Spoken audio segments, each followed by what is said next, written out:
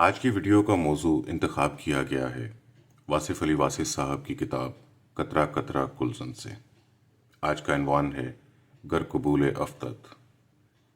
کسی شے کو چھوٹا سمجھنے کے لیے ضروری ہے کہ اسے یا دور سے دیکھا جائے یا غرور سے دیکھا جائے، ورنہ اگر اسے قریب سے دیکھا جائے، عزت سے دیکھا جائے تو وہی شے اپنے اندر ایک جہان رکھتی ہے، ایک ذرہ بے مایا اپنے اندر سرمایہ گراں مایا رکھتا ہے۔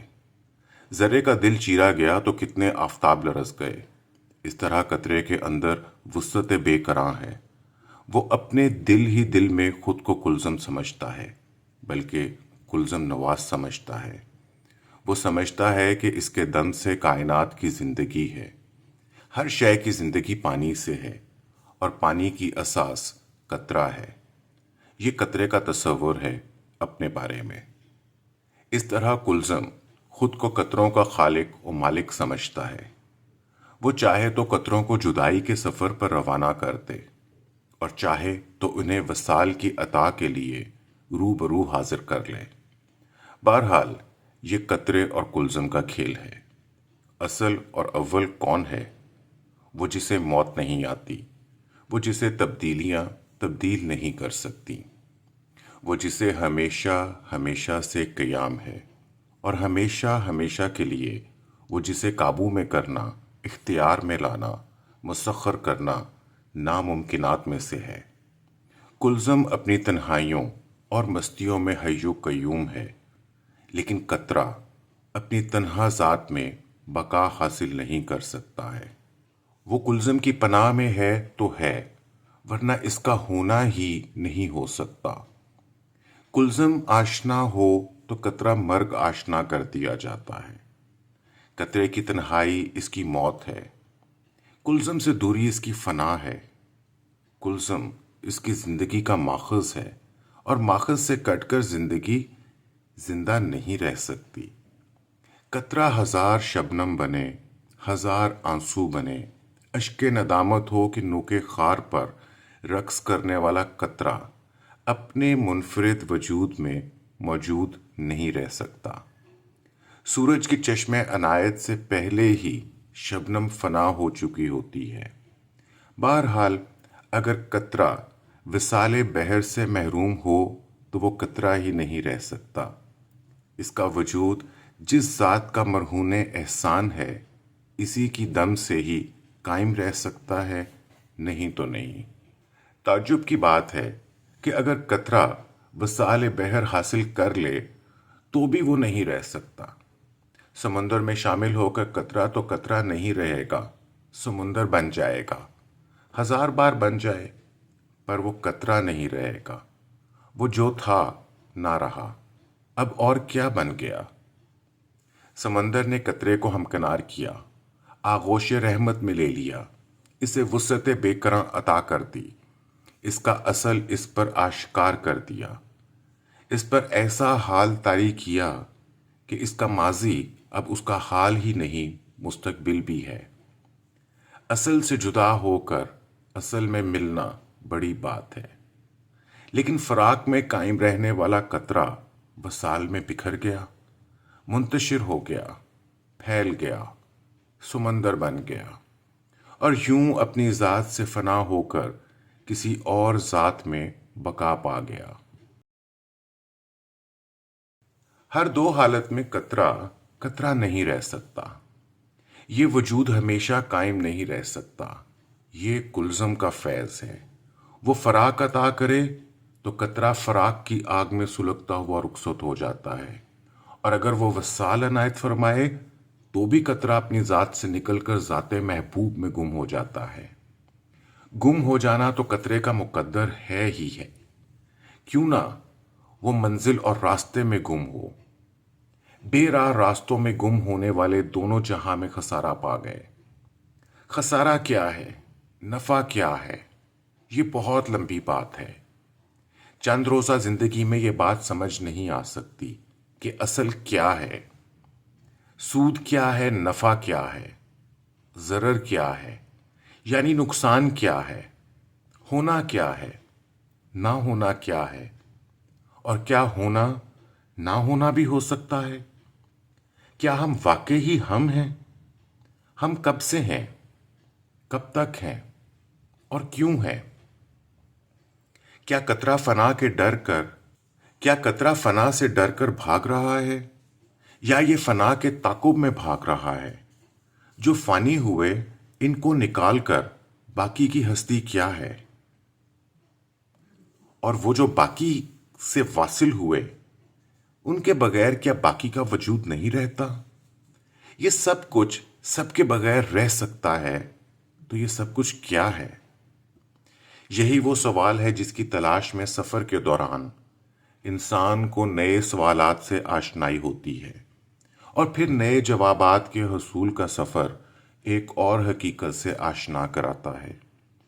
محدود زندگی میں لامحدود گوشوں کی دریافت ایک عجب حال ہے۔ اتنی وسیع و عریض، جمیل و عظیم، ظاہری اور باطنی کائنات کے حسین اور راق کا مشاہدہ اور مطالعہ کرنے کے لیے اتنے مختصر ایام؟ کیا کیا جائے؟ نظر محدود ہے اور نظارے لامحدود۔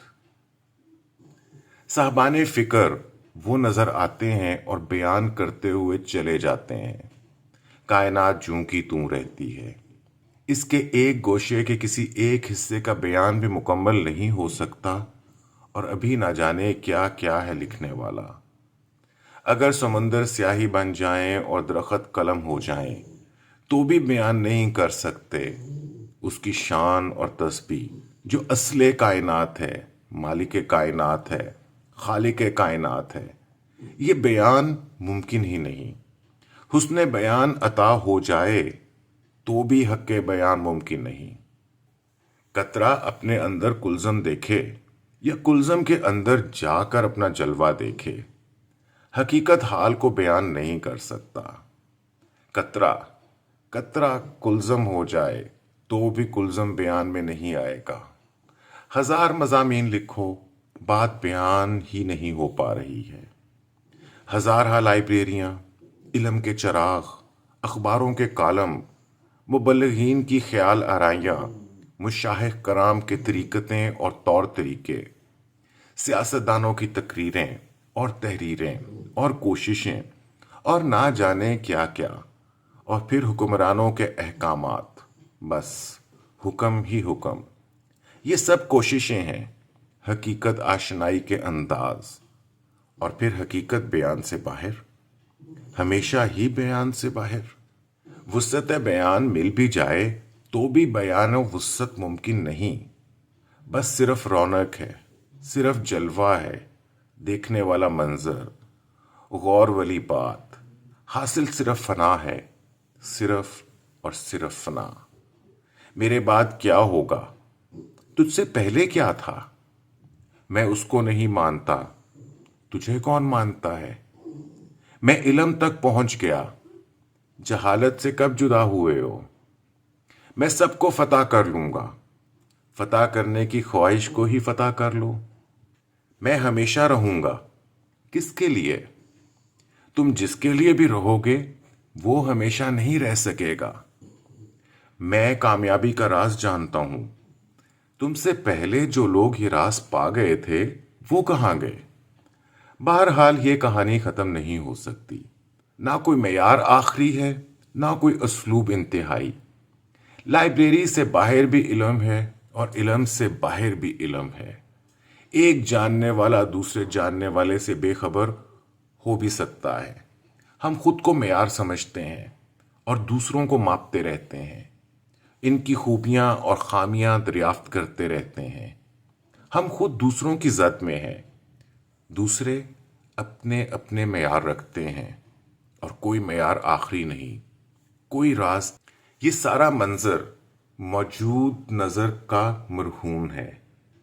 آج کی کائنات ہی آج کے انسان کی ہے۔ کائنات انسان کی دسترس میں بھی آیا چاہتی ہے، اور انسان کائنات کی گرفت میں آ بھی چکا ہے۔ قطرہ کلزم کے روبرو ہی نہیں، دو بدو بھی ہے، اور نتیجہ کیا ہوگا سوائے اس بات کے کہ قطرہ قطرہ نہ رہے گا۔ قطرے پہ لازم ہے کہ وہ اپنی ہستی کے محسن و ماخذ پر نظر رکھے۔ وہ اپنے محبوب، مونس اور غمگسار مالک سے رابطہ رکھے، وہ کائنات اور کائنات کے خالق کو سمجھے، وہ اپنے اصل اور اپنے محبوب کلزم کی لگن میں رہے۔ یہی اس کی ہستی کا اساس ہے۔ اگر جز ہی خود شناس ہو جائے تو اسے کل شناس بننے میں دیر نہیں لگتی۔ دقت تو صرف اس بات کی ہے کہ انسان خود شناسی سے گریزاں رہتا ہے۔ وہ کائنات آشنائی کے سفر پر روانہ رہتا ہے اور خود سے نا آشنا، خود سے جدا، خود سے بیگانہ، اپنے آپ سے اجنبی رہتا ہے۔ یہی وجہ ہے کہ علوم کی بہتات میں بھی جہالت کی کار فرمائی قائم رہتی ہے۔ ہم سب کچھ جانتے ہیں، سب کچھ پہچانتے ہیں، لیکن یہ نہیں جانتے کہ ہم کون ہیں۔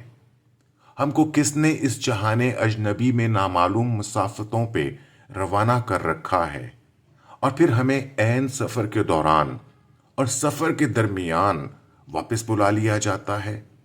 اگر جانا ہی تھا تو پھر آنا کیا تھا؟ یہی عجب بات ہے کہ فانی ہی باقی کا آئینہ ہے۔ کرنیں نہ ہوں تو سورج کا جلوہ کیا ہے؟ قدیم کا ذکر صرف حادث ہی کی زبان سے سنایا گیا۔ انسان فانی ہے لیکن وہ باقی کی دھن میں ہے۔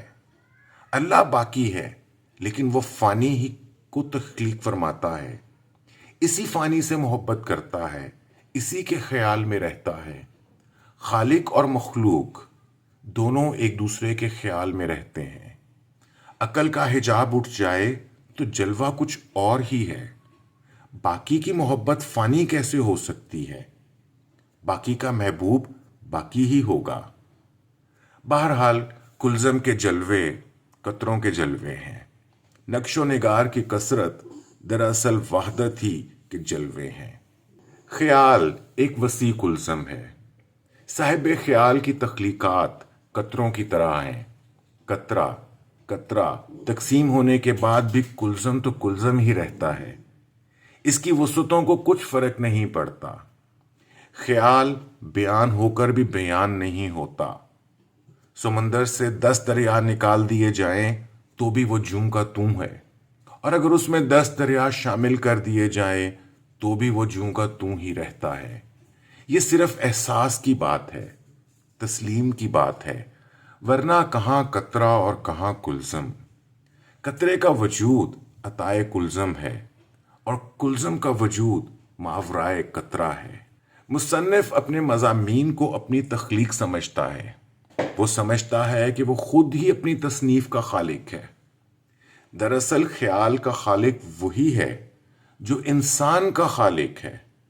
خیال جب چاہے جہاں سے چاہے نمودار ہو جائے، جس زبان سے چاہے بیان ہو جائے، جس قلم سے چاہے رقم ہو جائے۔